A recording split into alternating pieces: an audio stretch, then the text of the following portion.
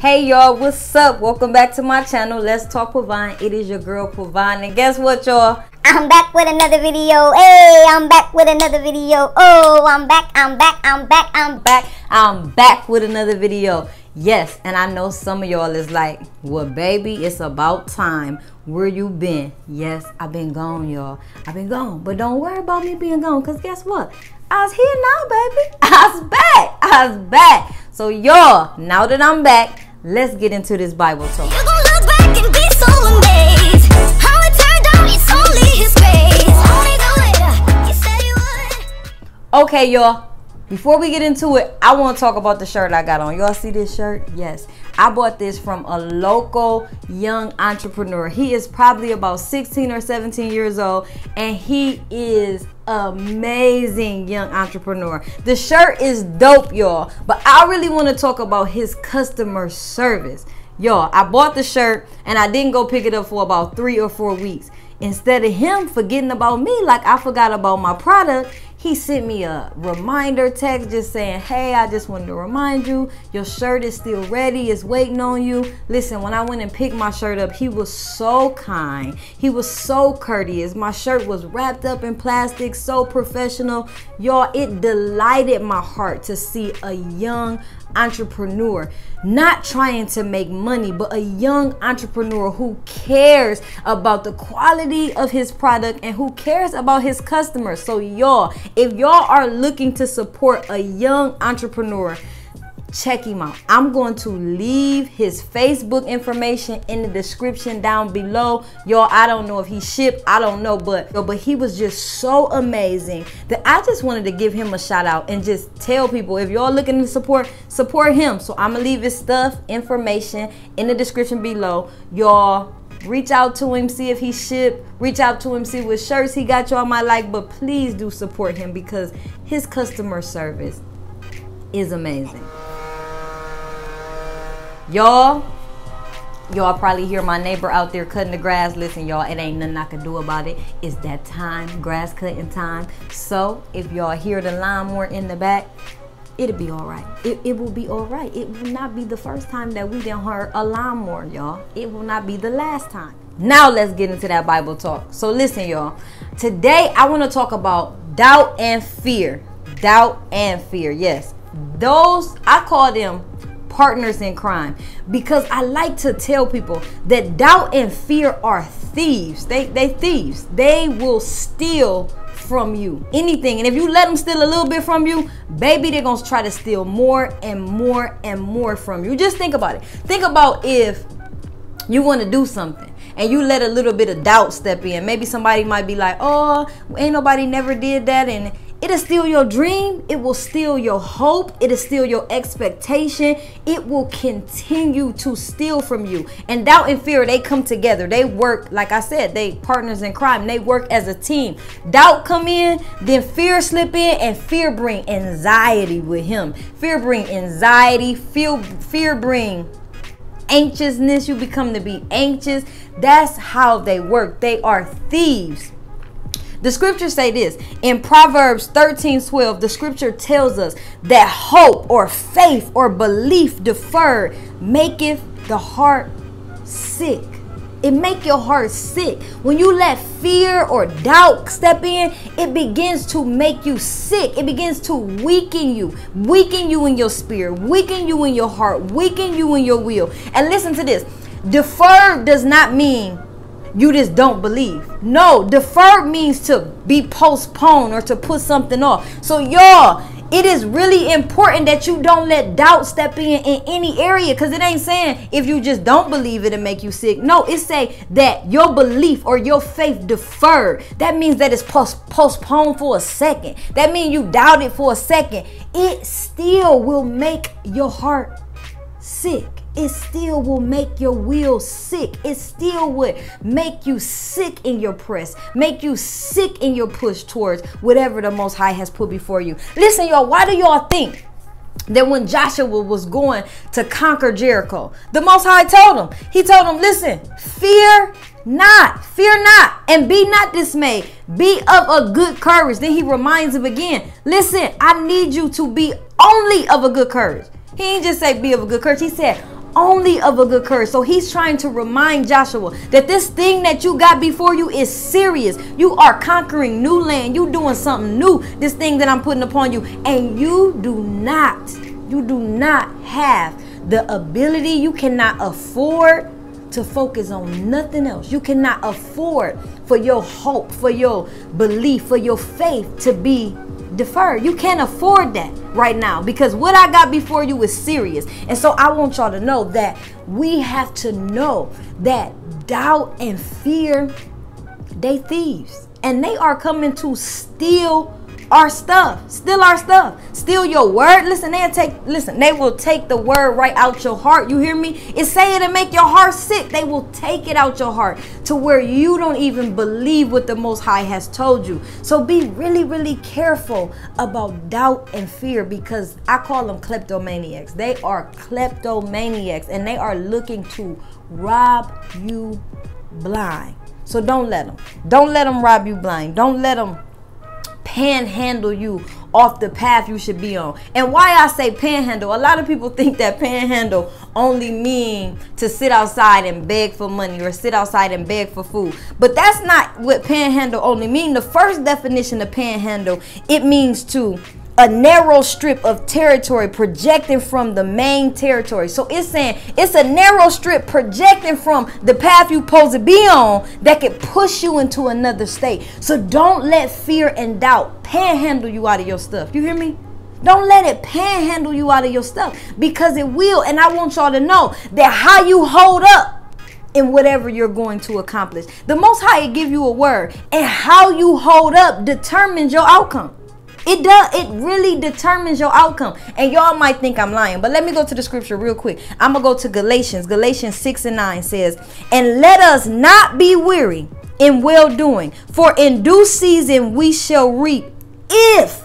For in due season we shall reap if. So for in due season we shall reap if we faint not. See, your outcome, your bless is predicated on how you hold up.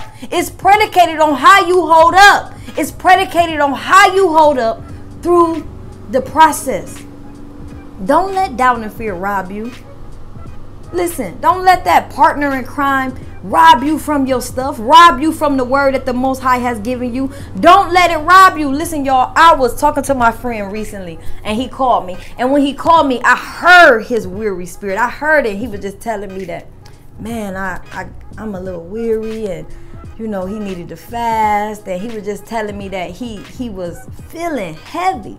And I knew exactly what it was. But I said, I know what it is. He said, what is it? I don't know what's going on with me. And I said, the Most High gave you a word, right? And he said, yeah, but it don't feel like it's coming to pass. It don't seem like it's coming to pass. And you are allowing that doubt to steal your word out your heart. You are allowing fear to rip that word away from you, to rip it away from you. And he was like, man, that's what, because what happens is when we get a word, we don't know that this word is between the Most High accomplishing and me believing that He's gonna accomplish. We start to put the responsibility and an accountability on other people. We need them to line up. We start to believe that we need them to line up for our word to come to pass. And that's what happened to my friend. He started to believe that he needed them to line up for his word to come to pass. And I had to remind him, baby, I don't care what it looked like. That's why the Bible say, put the word on your hand and put it frontlets between your eyes. Do you know what a frontlet is? That's a cover. He said you need to cover your eyes with the word I gave you, because you know why? Sometimes your eyes might lie to you. It might look like something that it ain't. But if you got that word covering your eyes, all your eyes can see is thus saith the Most High. Thus saith the Most High. Thus saith the Most High. So y'all, I had to remind him that the word that the Most High gave you, baby, it ain't predicated on everybody lining up and doing their part.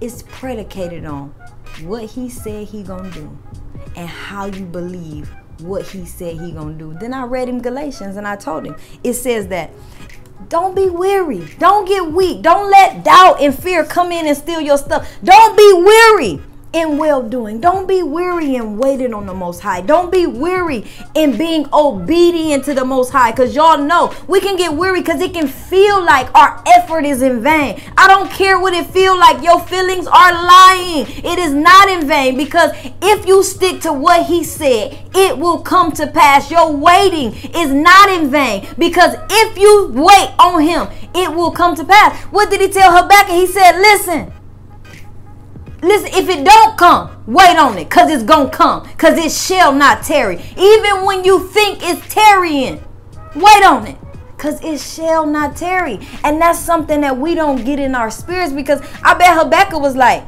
if it tarry, wait on it, because it shall not tarry. What the Most High is telling you, that you got this expectation of time, but it don't work in your time. So don't get weary when it don't come through when you expected it to, because you don't know how he's going to do it. That's another thing that we got a problem with. We try our best, right?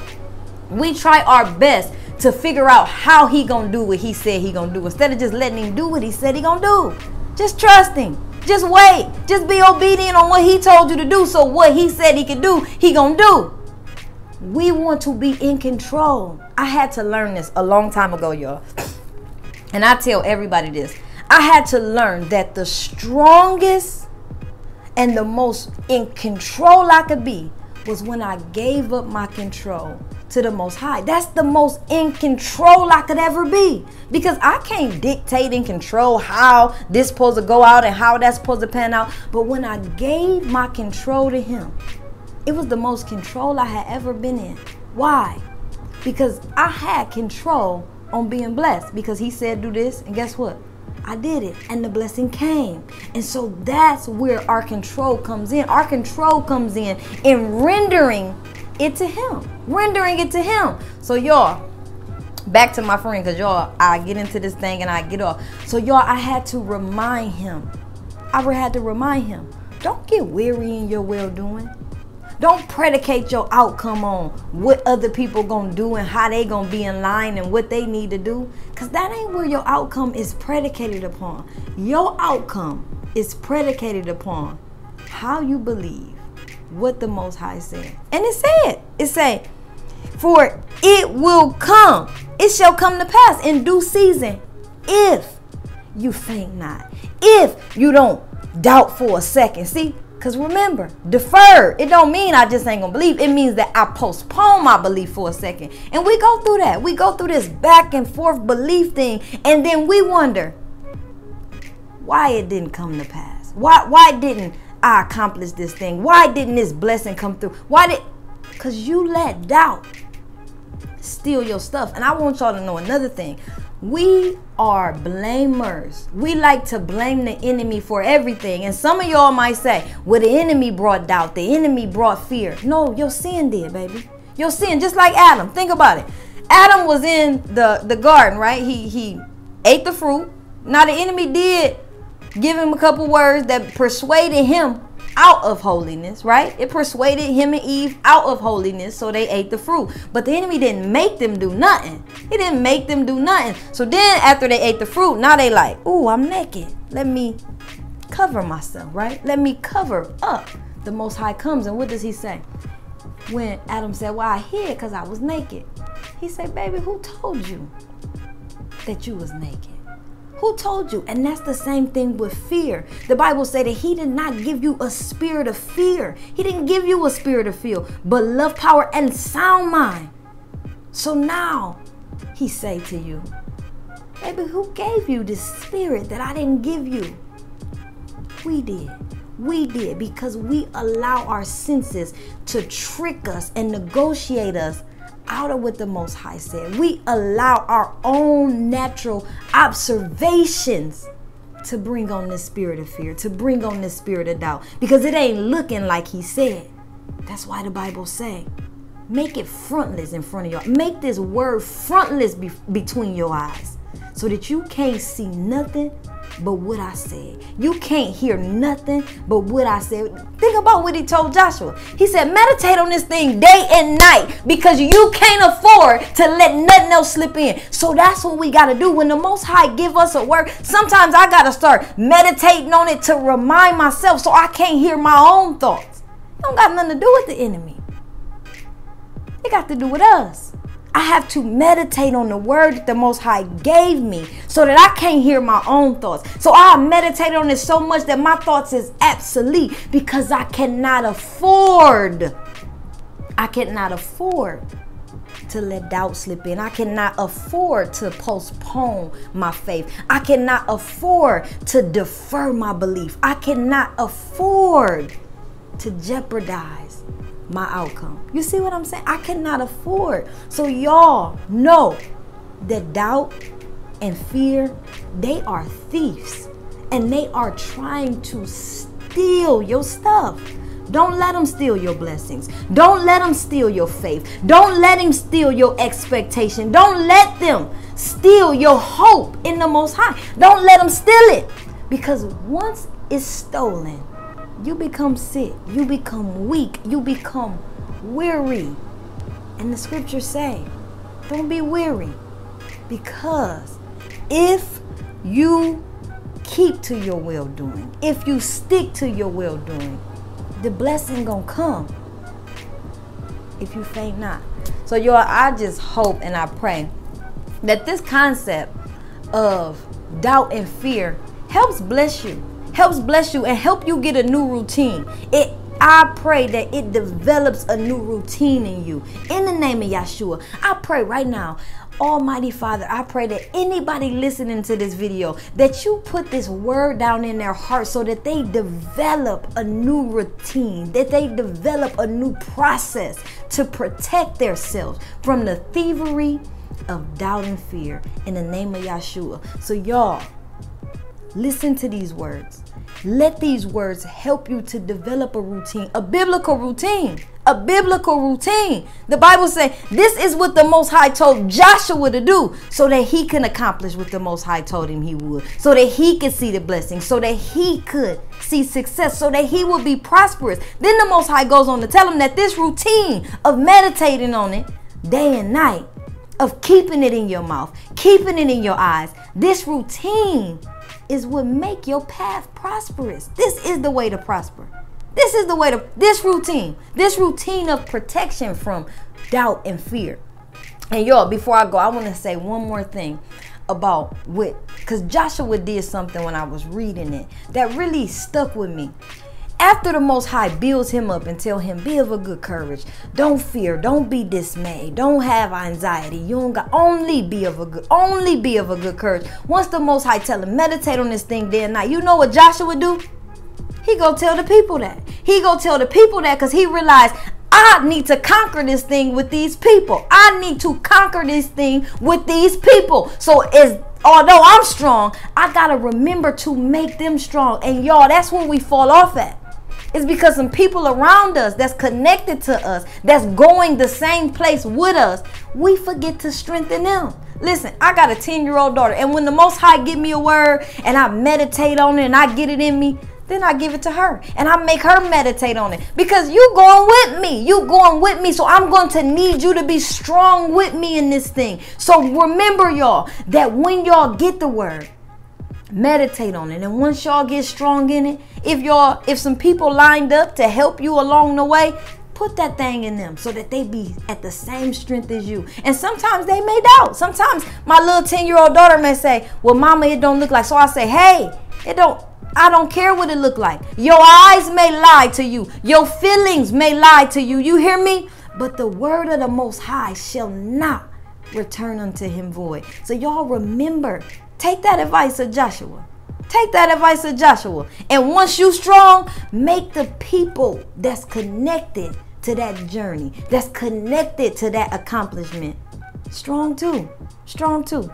So y'all, I pray again that this word bless y'all. I'm sorry for being gone, y'all. I'm going to try my best to be around. You hear me? But if I ain't around for a week or so, I'll be back. I will be back. Your girl will be back. And y'all, Y'all know how I do. I was not about to let y'all forget it. Subscribe to my channel. Send it out. Share it. Like it. Comment. So I know the importance of what we need to talk about next. So I know if I'm explaining the word good enough for y'all to understand it, for y'all to relate. Give me some feedback, man. I need some feedback from y'all so that I know that we on one accord in this thing. All right, y'all. I love y'all. And until next time. I'm out. Hey, I'm out. Hey.